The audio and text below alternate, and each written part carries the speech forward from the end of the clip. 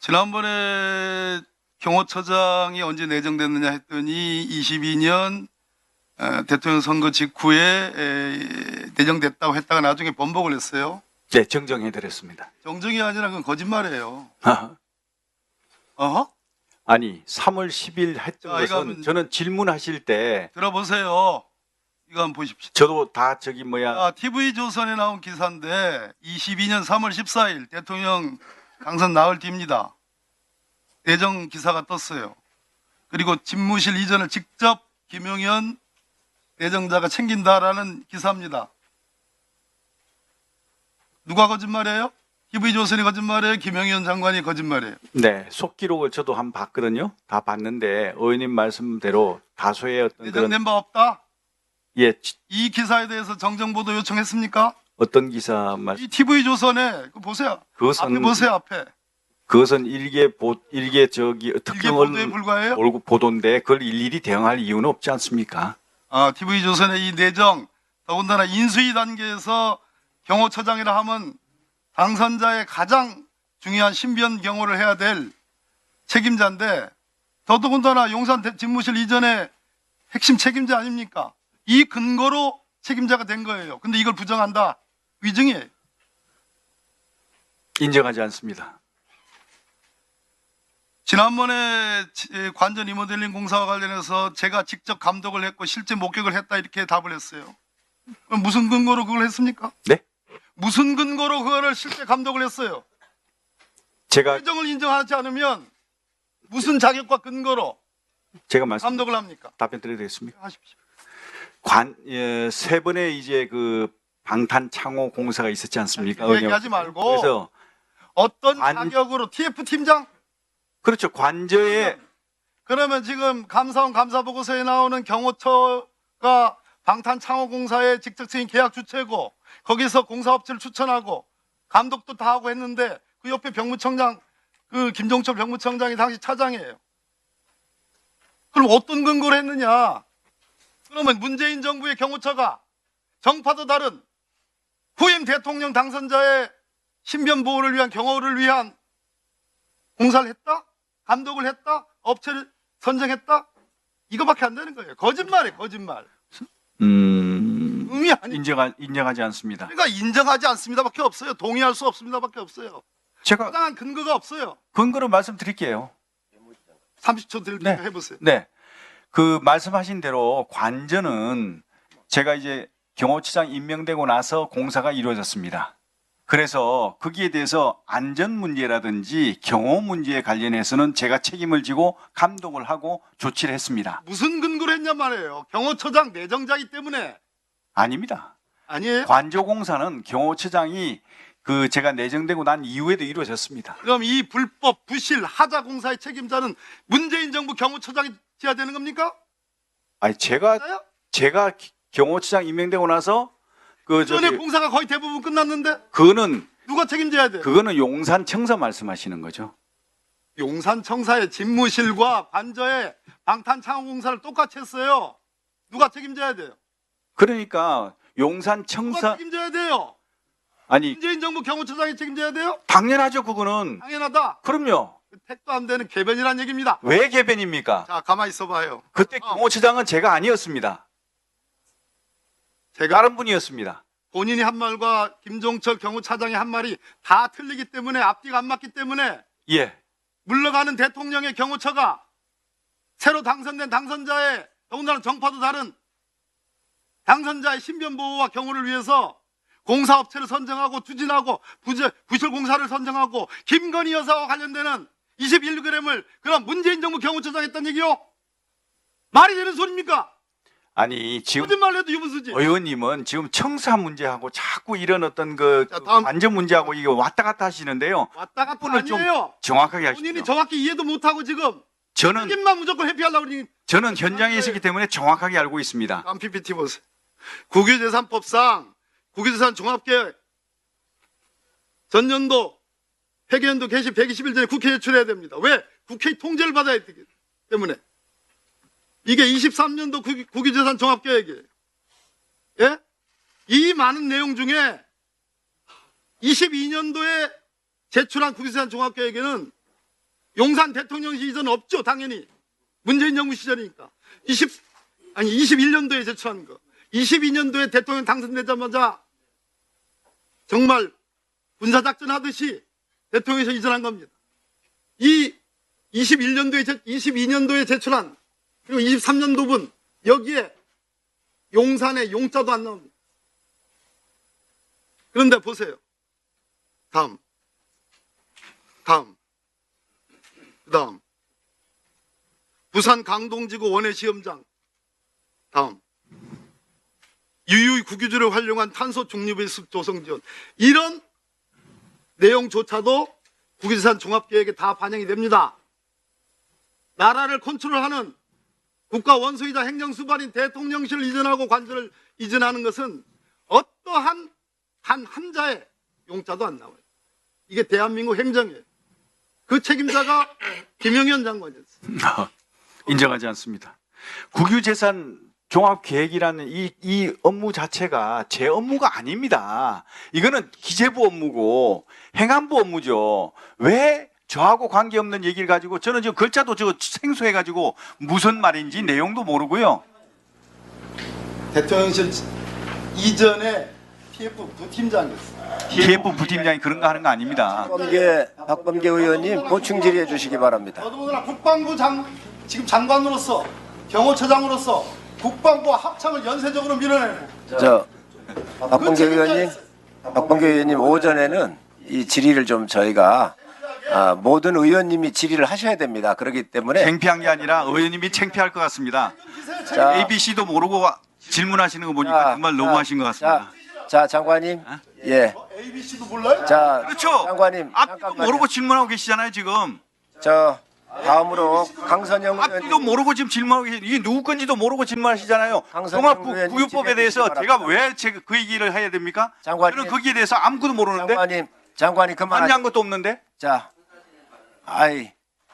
그걸 따지시려면 기재부에 따지시고 행안부에 가서 따지셔야죠. 이것을 만들어 왔다는 국방부와 팀장이 관여한다 이 말이에요. TF 팀장이 관여하는지 장관님. 모르겠지만 저한테는 관여 박범계 권한이 의원님. 없습니다. 박범계 의원님, 공백이 생긴다 이 말이야. 자, 장관님. 그것도 모르고 제가 했는지 안 했는지 어떻게 전 창피한 거 없습니다. 제가 했다면 반드시 책임집니다. 박범계 의원님. 그러나 이것은 보충 하지도 질의. 않은 걸 가지고 자꾸 장관님. 그렇게 욱박지로 가시는 것은 잘못된 겁니다. 자, 장관님, 국방의 책임을 묻는 겁니다. 책임 없습니다. 역사적으로 책임질 거요. 자, 법적인 책임질 거요. 자, 장관님, 이따가 보충 질의 시간에 그 필요한 거는 답변을 해주시기 바랍니다.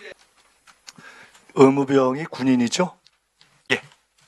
그 군인 소외복구 나가도 군인이죠? 예. 그 대대만 군대가 아니고 군대도 군대죠? 예, 맞습니다. PKO를 전장에 파견할 때 비전투 목적으로 파견해도 군인을 파견하는 거기 때문에 그래서 국회 동의를 받는 겁니다. 예, 맞습니다. 예. 그 모니터링으로 전장 지역에 모니터링 요원을 분대를 파견하든 한 명을 파견하든 세 명을 파견하든 군대를 보내는 것이기 때문에 그래서 국회 동의를 받아야 한다는 아까 김병주 의원님의 지적이 있었습니다. 이런 거를 우리가 보통 어려운 말로는 ABC라고 합니다. 그래서 이런 것을 동의 없이 파견하면은 사후에는 탄핵 사유가 되고 사전에 동의 없이 파견하겠다는 얘기를 공공연하게 장관이 하면은 무식하다고 평가받는 무식 사유가 됩니다. 유념해 주시기 바라고요. 두 번째로 올해 9월 4일부터 과기부에서 제기해서 국방부로 토스된 군의 마음건강 서비스가 휴대폰으로 군 장병들에게 제공되고 있는 거 인지하고 계신가요? 제가 잘 못 들었는데 다시 한번 말씀. 자, 군 마음건강 서비스가 예. 휴대폰으로 진행되고 있는 거 아시죠? 예. 이것에 대해서 종합보고서를 제가 요청할게요. 오늘 지금 얘기해도 잘 모르실 것 같아서. 그래서 제가 이게 어차피 이 사안이 앞으로 국방부가 연관된 특검과 국조의 대상이 될 겁니다. 제가 관련된 분들한테 미리 이 사안의 ABC를 미리 알려드릴 테니까요. 나중에 이거를 보고하실 때 꼭 군 마음건강 서비스 ABC 보고서라고 제목을 해서 저한테 주시는데, 첫째, 이게 22년 10월에 과기부에서 국방부로 처음에 하자고 간담회를 했는데 공문이 없었어요. 그래서 보고하실 때 이 경고가 어떻게 되고 결정을 누가 했는지 꼭 알려주세요. 두 번째로 개발자가 한대 공대 교수예요. 근데 이 김형숙이라는 교수가 원래 무용 출신인데 논문 없이 한대 임용돼가지고 지금 시끄러워요. 오늘 관련해서 한대 총장이 이사장이 나오기로 돼 있어요. 이분이 윤석열 정부의 초대 과학기술 수석으로 거론돼서 언론에 나올 정도로 훌륭한 분인데 AI를 몰라요. 그래서 국회에 나와서 헤맸어요. 이분을 추천한 것으로 되어 있는 분이 윤석열 대통령 아버지 친구의 아들인 대통령 직속위원회 김창경이라는 분입니다. 전혀 의혹이 없는 것으로 보이실 수도 있어요. 자, 또 하나는 23년에 이 사안이 임상 유효성 검증 연구로 시작됐는데, 첫째, 그러면 군을 지금 실험 대상으로 삼은 거예요. 둘째, 실험 대상으로 삼아놓고 실험은 안 했어요. 셋째, 이것과 관련돼서 개인정보를 다 동의해야 되기 때문에 개인정보 동의가 이루어졌다면 군 기밀 유출로 저는 봅니다. 자, 이 관련된 내용들 다 체크해 주시고요. 이것은 아마 이 사안을 지금 관련해서 100몇 억을 지금 김형숙 교수한테 그냥 갔기 때문에 아마 한국연구재단이 이제 대형 사고가 날 겁니다. 저는 여기에 같이 기업 연계로 들어온 신화건설이 여권 중진이 연결되어 있어서 불가피하게 국조특검으로 간다고 봅니다. 아까 보니까 장관이 기재부라든가 정부 돌아가는 ABC는 잘 모르시는 것 같아요. 제가 말씀드리는데 이게 현재 국가 전체 예산으로 1조 정도가 들어가 있어서 중앙일보에서 김건희 예산으로 이미 지적한 그런 기사가 나와 있어요. 그래서 오늘까지는 어땠을지 모르지만 이에 관련된 모든 ABC를 김건희 마음건강 예산으로 의심받고 있는 군의 마음건강 서비스에 대한 ABC 종합보고서를 제가 지적한 모든 사안의 전 과정에 걸쳐서 관련자와 관련 문서 전체를 포함한 보고서를 국감 끝나고 최단 시일 내에 보고해 주시기 바랍니다.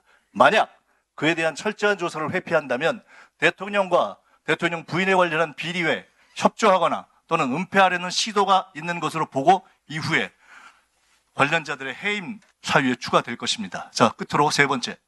오늘 북한으로부터 윤석열 대통령 부부를 비난한 오물풍선이 대통령실에 안착됐다 하는 속보 보셨죠? 네, 맞습니다. 북한 나쁘죠? 네. 나쁘죠. 어떻게 이런 걸 보내죠? 근데 이 풍선이 혹시 투명 풍선입니까? 안 보이는 풍선이에요? 아닙니다. 보이는 풍선이죠?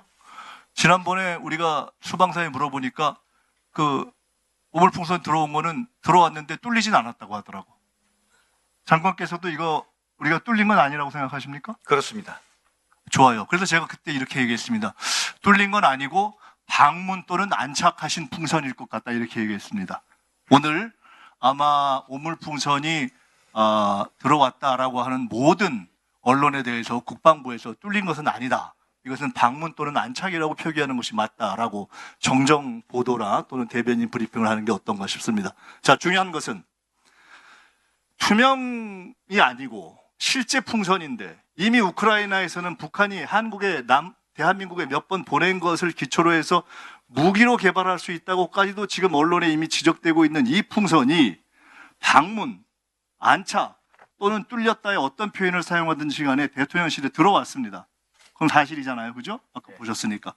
자, 이 과정을 현재의 대통령실의 방공체계와 관련한 것을 다 종합해서 우리가 대통령실을 이전할 때 검토했어야 되는데, 장관께서는 혹시 지금 요 현님 말고 요 직전 경호처장 아십니까? 네, 압니다. 본인이시죠? 네. 그리고 용산 대통령실의 이전 TF 단장 아십니까? 네. 본인이시죠? 저는 부단장입니다. 아, 부단장이에요? 네. 부단장은 책임이 없나요? 책임질 일이면 당연히 책임져야죠. 그럼요. 아니, 그거는 그렇게 말씀하시니까. 보통, 이 정도의 사유가 되면은 이전 경호처장 또는 경호처장이 될 것을 예상하거나 또는 그렇게 됐든, 용산 대통령실의 방공체계를 염두에 두었어야 할 이전 TF 단장 또는 부단장은 통상은 해임 사유라고 본다는 것이 저의 판단이었는데, 그에 대해서는 우리 장관이 제 말을 끝내고 나면 이상한 ABC 이런 얘기를 할 가능성이 높기 때문에 제 질문에는 답하지 마세요. 자, 남아있는 30초 동안 답할 거 있으면 하시고 그냥 하지 마시고 마치는 것으로 하겠습니다. 감사합니다. 이상입니다. 그리고 끝으로 제가 아까 얘기했던 종합보고서, 군 마음건강 보고서 ABC 종합해가지고 최단 시간 내에 보고하시고 군 전체에 관련된 분들은 앞으로 국조와 특검에 임할 준비를 하십시오. 이상입니다. 만약 윤석열 대통령이 탄핵이 된다면 어디로 돈이 몰리게 될까요? 이런 뉴스들을 보시면서 동시에 부자가 될 수 있다면 믿으실 건가요? 지갑에 단돈 10,000원이라도 있고 시사정치에 관심이 있으신 분들이라면 지금 당장 돈을 벌 결심을 하셔야 합니다. 정치 뉴스를 꾸준하게 잘 챙겨보는 것만으로도 돈을 벌 기회가 있고 또 이미 큰 돈을 버는 사람들이 있죠. 이 사람들의 차이점은 뉴스를 단순히 뉴스로만 보는 게 아니라 실제로 어떤 종목들에 큰 영향을 미치게 되고 그렇다면 어디에 투자를 해야 돈이 몰리게 되는지 알고 있습니다. 월급만으로는 절대 채울 수 없는 부를 축적하고 있는 것인데요. 얼마 전 한강 작가가 한국인 최초로 노벨상을 받았다는 것을 구독자 여러분들 모두 아는 사실일 겁니다. 이때 부자들은 재빠르게 노벨상 수혜주 종목들을 찾았고 그 결과 예스24라는 종목이 순식간에 2연상을 하며 200% 가까이 오르게 되었죠. 저희 구독자 여러분들은 이미 다들 아시겠지만 이 예스24 종목은 저희가 정확히 어느 가격에 매수해야 하는지 또 언제 팔아야 하는지를 정확하게 공유해드렸었던 사실이 있었죠. 투자로 부자가 된 사람들은 사소한 시사 뉴스들을 그냥 지나치지 않습니다. 전문직이 아닌데도 부자가 되는 사람들의 특징이 바로 이것인데요. 돈으로 이어진다는 경험적 확신이 있기 때문에 진짜로 급등할 수 있는 종목들에 과감히 투자해 남들과 비슷한 연봉을 벌어도 절대 월급으로는 만들 수 없는 큰 투자 수익들을 지금도 만들고 있다는 것입니다. 이번엔 현재 가장 핫한 북한 도발을 대비하여 또 한 번 급등이 유력한 대장 종목을 알아냈는데요. 제 목표는 채널을 크게 성장시키는 것이기 때문에 여기까지 영상을 시청해주신 분들께만 이 정보를 드리고자 합니다. 제 개인 휴대폰 번호 010-792-8273으로 기회라고 문자를 보내주시면 링크 하나를 보내드릴 건데요. 링크로 들어오시면 이번 미대선주 그리고 북한 도발 관련 유력주를 공유해드리겠습니다. 또한 윤석열이 탄핵될 것을 대비하여 탄핵 수혜주 또한 미리 파악 완료한 상태입니다. 제가 돈을 받는 것도 아니고 투자를 대신 해드리려는 것도 아니니까 어느 시간이든 편하게 문자 한번 주시면 되겠습니다. 단돈 10,000원으로라도 시작해야 하는 게 투자와 재테크죠. 수익을 보시게 될 여러분들께 제가 바라는 것은 딱 하나입니다. 지금처럼 제 채널의 구독과 좋아요를 눌러주시고 새로운 영상을 만들 때마다 시청을 해주시면 됩니다.